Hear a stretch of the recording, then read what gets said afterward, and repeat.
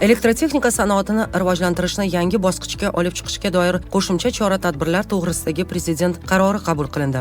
Elektrotexnika sanoatini 2025-2027 yillarda rivojlantirish va yangi bosqichga olib chiqishning asosiy yo'nalishlari belgilandi.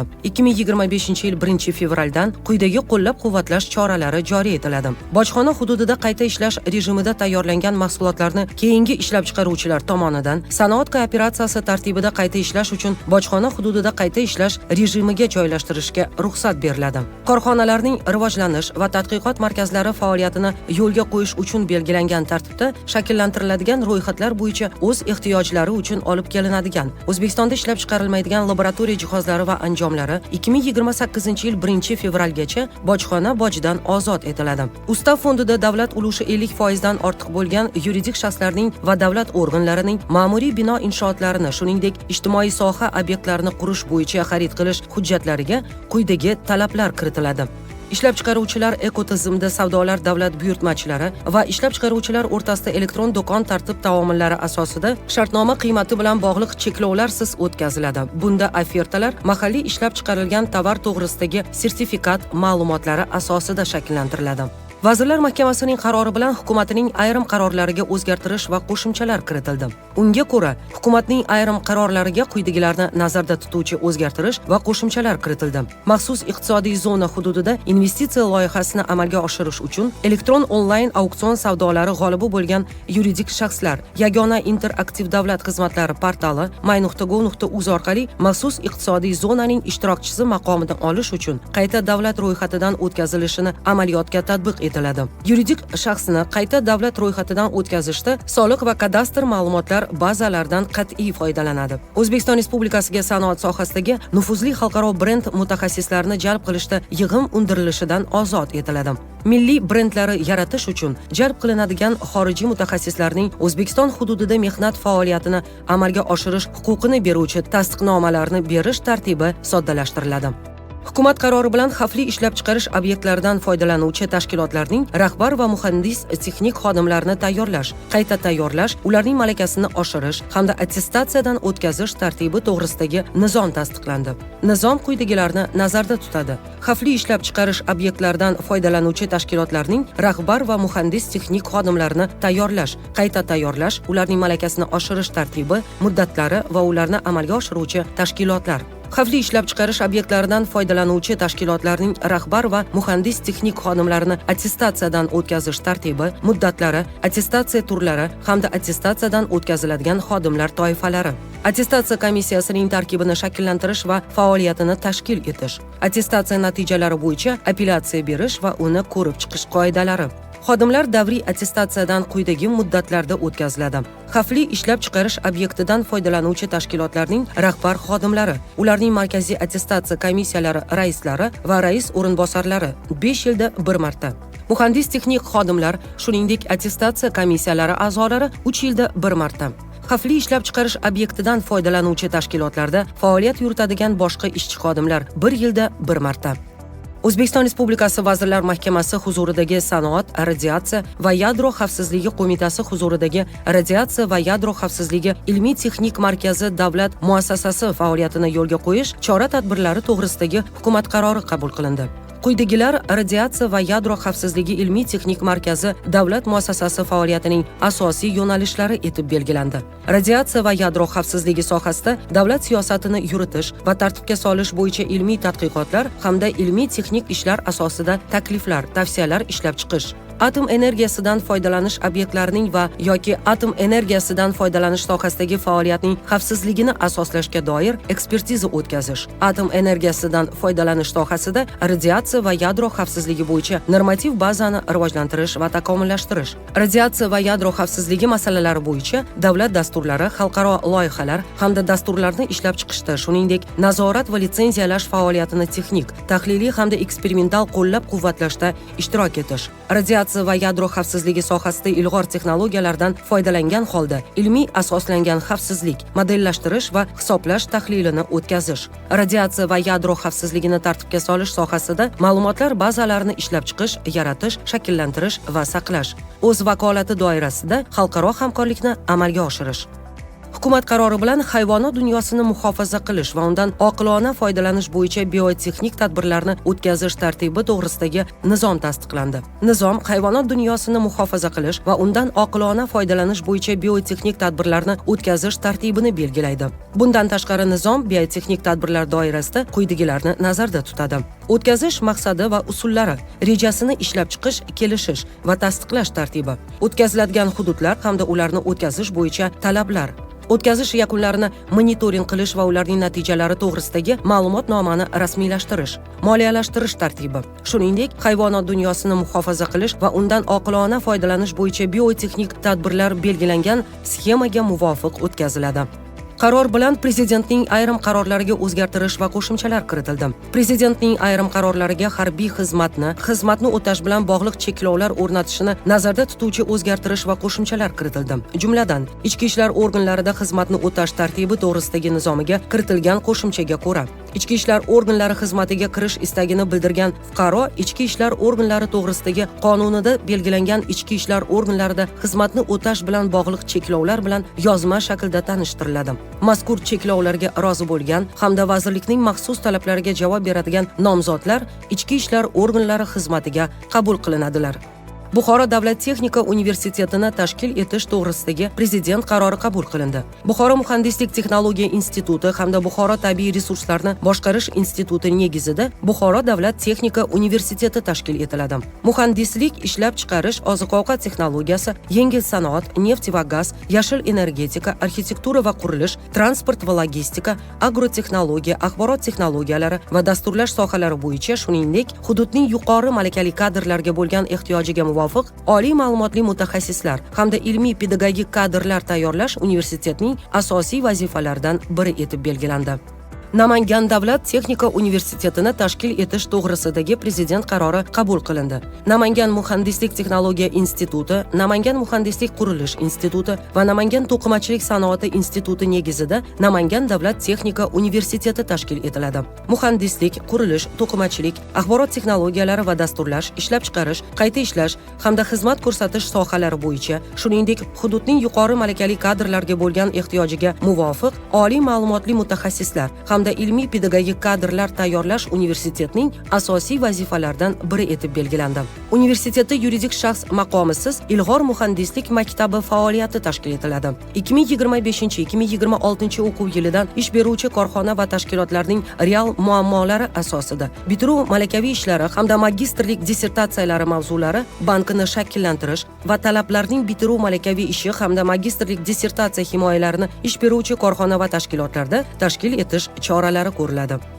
Raqamli texnologiyalar vositasida sodir etiladigan jinoyatlarga qarshi kurashish sohasi uchun professional kadrlar tayyorlash tizimini joriy etish chora-tadbirlari to'g'risidagi Prezident qarori qabul qilindi. 2025-2026 o'quv yilidan har yilga qabul parametrlari, kvotalari doirasida quyidagi yo'nalish va mutaxassislik joriy etiladi. Ichki ishlar vazirligi akademiyasida bakalavriatning yurisprudensiya ta'lim yo'nalishida o'qish muddati 4 yilni tashkil etadigan raqamli texnologiyalar sohasida jinoyatlarga qarshi kurashish faoliyati yo'nalishi. O'zbekiston Respublikasi Huquqni muhofaza qilish akademiyasida o'qish muddati 1 yilni tashkil etadigan kiber xavfsizlikni huquqiy ta'minlash magistratura mutaxassisligi. Iste'dodli nomzodlarga quyidagi imtiyozlar taqdim etiladi. Raqamli texnologiyalar sohasida jinoyatlarga qarshi kurashish faoliyati yo'nalishiga matematika, informatika, dasturlash va axborot texnologiyalari bo'yicha nufuzli xalqaro, mintaqaviy hamda respublika olimpiadalari sovrindorlarini dastlabki tanlovdan muvaffaqiyatli o'tgandan so'ng o'qishga yakka tartibdagi yakuniy suhbatsiz qabul qilinadi. Kiber xavfsizlikni huquqiy ta'minlash magistratura mutaxassisligiga Raqamli texnologiyalari vazirligi tomonidan belgilanadigan nufuzli xalqaro IT sertifikatga ega nomzodlarni tanlovning mutaxassislik fanlari bo'yicha informatika va axborot texnologiyalari fanidan imtihon topshirishdan ozod etiladi. Turkiy davlatlar xalqaro universitetini tashkil etish to'g'risidagi Prezident qarori qabul qilindi. Toshkent shahrida Turkiy davlatlar xalqaro universiteti tashkil etiladi. Quyidagilar universitet faoliyatining asosiy yo'nalishlari etib belgilandi. Jumladan, muhandislik, qurilish, logistika, axborot texnologiyalari va dasturlash, sog'liqni saqlash, qishloq xo'jaligi, oziq-ovqat sanoati hamda iqtisodiy va ijtimoiy soha uchun xalqaro standartlarga muvofiq oliy ma'lumotli kadrlar tayyorlash. o'quv dasturlarini xorijiy, shu jumladan Turkiyaning yetakchi oliy ta'lim tashkilotlari bilan hamkorlikda, shuningdek qo'shma ta'lim dasturlari asosida joriy etish hamda ilmiy tadqiqotlar olib borish. Universitet nodavlat oliy ta'lim tashkiloti hisoblanadi hamda o'z faoliyatini O'zbekistonning ta'lim sohasidagi qonunchilik hujjatlari asosida amalga oshiradi. Nukus davlat texnika universitetini tashkil etish to'g'risidagi prezident qarori qabul qilindi. Navoiy davlat konchilik va texnologiyalar universiteti huzuridagi Nukus konchilik instituti hamda Toshkent axborot texnologiyalari universiteti Nukus filiali negizida Nukus davlat texnika universiteti tashkil etiladi. Sanoat, texnika, texnologiya, muhandislik sohalari uchun oliy ma'lumotli mutaxassislar va ilmiy pedagogik kadrlar tayyorlash, qayta tayyorlash hamda ularning malakasini oshirish universitetning asosiy vazifalari biri etib belgilandi. Universitetda Ilg'or muhandislik maktabi faoliyati tashkil etiladi. 2025-2026 o'quv yiligacha universitetda tajriba ishlab chiqarish spin-off korxonasi tashkil etiladi. 2025-2026 o'quv yilidan universitet talabalarining fanlarni o'zlashtirish ko'rsatkichini va professor o'qituvchilarning faoliyat samaradorligini xalqaro tajribalar asosida baholash tizimi joriy etiladi. Amudaryo muhandislik texnologiyalar texnikumida muhandislik sohalaridagi kasblar bo'yicha kasbiy ta'lim dasturlarida to'liq davlat granti asosida o'rta bo'g'in kadrlari tayyorlash yo'lga qo'yiladi. Hozirda tahsil olayotgan barcha talabalar o'qishini universitetda davom ettiradi va bitiruvchi kurs talabalariga belgilangan tartibda universitet diplomi beriladi. O'zbekiston Respublikasining transport logistika tizimini yanada rivojlantirish chora-tadbirlari to'g'risidagi prezident qarori qabul qilindi. O'zbekistonning transport logistika tizimini 2030-yilgacha rivojlantirish konsepsiyasi va uni amalga oshirish bo'yicha yo'l xaritasi tasdiqlandi. Quyidagilarni nazarda tutuvchi asosiy maqsadli ko'rsatkichlar va indikatorlar belgilandi. Jumladan, avtomobil, temir yo'l va havo transportida xalqaro yuk tashish umumiy hajmini kamida 2 baravarga oshirish, transport va logistika xizmatlari eksportini 2 baravargacha oshirish, konteynerlarda yuk tashish ulushini kamida 1,5 barobarga oshirish. Jahon bankining logistika samaradorligi indeksida O'zbekistonning o'rnini 55-pog'onadan past bo'lmagan darajagacha ko'tarish. Yuklarni xalqaro tashishni tashkil etishda transport ekspeditorlik xizmatlariga qo'shimcha qiymat solig'i 0 stavkada qo'llanadi. 2025-yil 1-iyundan davlat chegarasi orqali avtomobil o'tkazish punktlarida avtotransport vositalarining elektron navbat tizimi joriy etiladi. Xalqaro avtomobil transporti ittifoqi bilan hamkorlikda xalqaro avtomobil transporti sohasida kadrlar tayyorlash va ularning malakasini oshirish bo'yicha mintaqaviy o'quv markazi tashkil etiladi. Umumiy foydalanishdagi avtomobil yo'llari bo'ylarida yo'l bo'yi servis area va servis point obyektlari tashkil etiladi. Xalqaro shartnomani tasdiqlash to'g'risidagi prezident qarori qabul qilindi.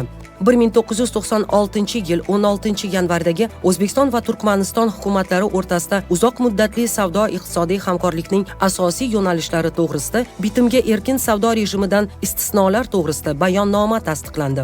Bayonnoma 2024-yil 16-iyulda Toshkent shahrida imzolangan. Investitsiyalar, sanoat va savdo vazirligi hamda bojxona qo'mitasi ushbu xalqaro shartnomani amalga oshirish uchun mas'ul bo'lgan vakolatli organlar etib belgilandi. Vazirlar Mahkamasi hamda tegishli vazirlik va idoralarning rahbarlari ushbu xalqaro shartnoma kuchga kirganidan keyin uning qoidalari bajarilishi ustidan belgilangan tartibda nazoratni ta'minlaydi. Qaror bilan O'zbekiston Respublikasida axborotni kriptografik muhofaza qilishni tashkil etish chora-tadbirlari to'g'risidagi qaroriga o'zgartirish va qo'shimchalar kiritildi. Prezident qaroriga quyidagilarni nazarda tutuvchi o'zgartirish va qo'shimchalar kiritildi.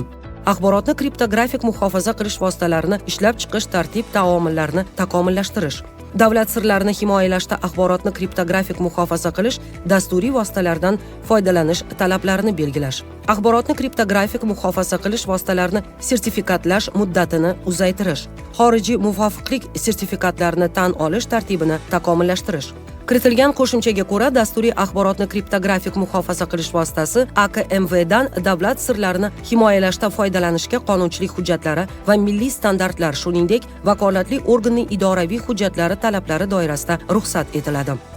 Rishton an'anaviy kulolchiligi tarixi muzeyi faoliyatini yo'lga qo'yish to'g'risidagi hukumat qarori qabul qilindi.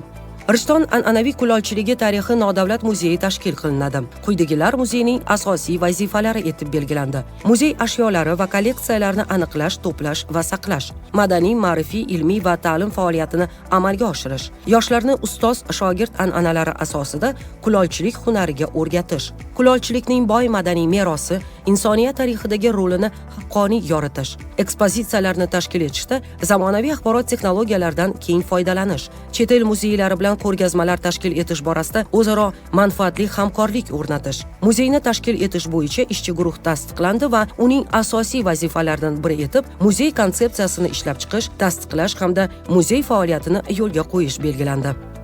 Farmatsevtika tarmog'ini jadal rivojlantirishga oid qo'shimcha chora-tadbirlar to'g'risidagi prezident farmoni qabul qilindi. Farmatsevtika tarmog'ini rivojlantirish agentligi zimmasiga quyidagi qo'shimcha vazifalar yuklatildi.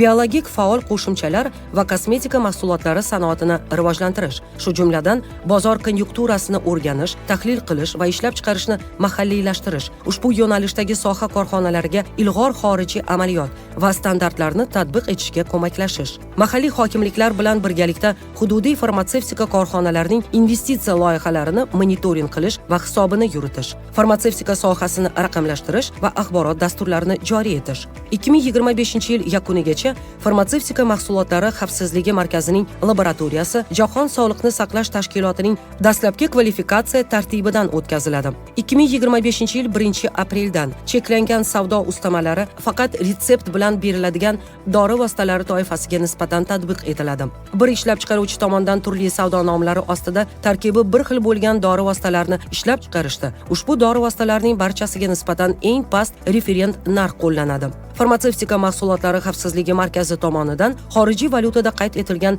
referent narxlar belgilangan hollarda avtomatik ravishda tadbirkor murojaatisiz qayta ko'rib chiqiladi. Farg'ona viloyatidagi oliy ta'lim tashkilotlari faoliyatini yanada takomillashtirish chora-tadbirlari to'g'risidagi prezident qarori qabul qilindi. Quyidagi universitetlar qayta tashkil etiladi. Farg'ona Politexnika instituti va Toshkent axborot texnologiyalari universiteti Farg'ona filiali negizida Farg'ona davlat texnika universiteti, Qo'qon davlat pedagogika instituti, Toshkent davlat texnika universiteti, Qo'qon filiali hamda O'zbekiston davlat san'at va madaniyat instituti Farg'ona mintaqaviy filiali negizida Qo'qon davlat universiteti, O'zbekiston davlat jismoniy tarbiya va sport universiteti Farg'ona filialini qo'shib yuborish yo'li bilan Farg'ona davlat universiteti 2025-2026 o'quv yilidan mazkur universitetlarning malaka talablari va o'quv dasturlari yuqori 300 talik ro'yxatga kirgan xorijiy oliy ta'lim tashkilotlarining dasturlari asosida ishlab chiqiladi.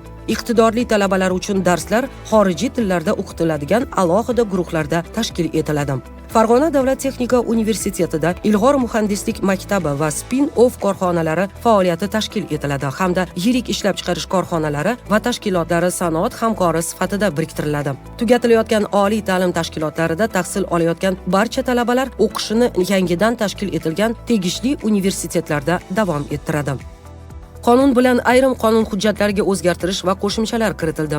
Unga ko'ra, tergov sudyalari tomonidan jinoyat ishlari bo'yicha sudga qadar ish yuritish bosqichida protsessual qarorlarga sanksiya berish va ma'muriy huquqbuzarliklar to'g'risidagi ishlarni ko'rib chiqish masalalarini qonunchilikda belgilash maqsadida tergov sudyalarining vakolatlari jumlasiga kiritilgan ishlarni ko'rib chiqish asoslari hamda tartibini nazarda tutuvchi o'zgartirish va qo'shimchalar kiritildi.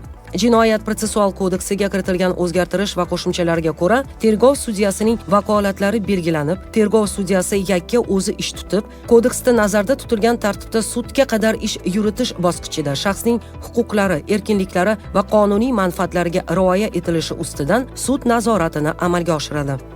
Hukumat qarori bilan iste'mol va texnik etil spirti, alkogol mahsulotlarini ishlab chiqarish, idishlarga quyish, saqlash va ulgurji sotishni hisobga olish hamda nazorat qilish tartibi to'g'risidagi nizom tasdiqlandi. Nizom quyidagilarni nazarda tutadi: ishlab chiqarilgan iste'mol va texnik etil spirti hamda alkogol mahsulotlarini hisobga olish, iste'mol va texnik etil spirti, alkogol mahsulotlarini saqlash, tashish va ulgurji sotish hisobini yuritish, iste'mol va texnik etil spirti, alkogol mahsulotlarini ishlab chiqarish, quyish, saqlash va ulgurji sotishni nazorat qilish. Mazkur nizom talablari quyidagilarga nisbatan tatbiq etiladi.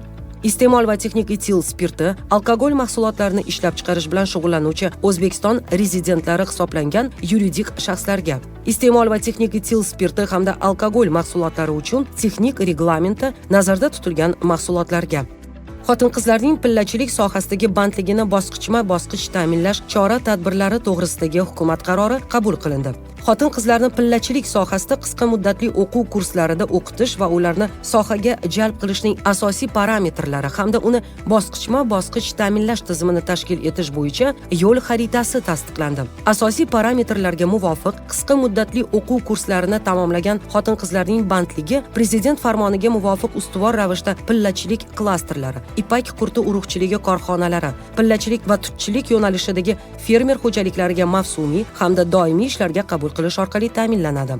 Bir oy muddatda Xitoy, Vyetnam, Hindiston va Yaponiya davlatlaridan ipakchilik sohasidagi mutaxassislarni xotin-qizlarning pillachilik sohasida qisqa muddatli o'quv kurslariga jalb qilish choralari ko'riladi. Pillachilik sohasida band bo'lgan fuqarolarning ma'lumotlari yangi ish.mehnat.uz platformasiga kiritib borilishi ta'minlanadi. Asosiy parametrlarga muvofiq pillachilik sohasida qisqa muddatli o'quv kurslarini tamomlagan xotin-qizlarning doimiy va mavsumiy ishlarga qabul qilinganligi hisobi yuritiladi.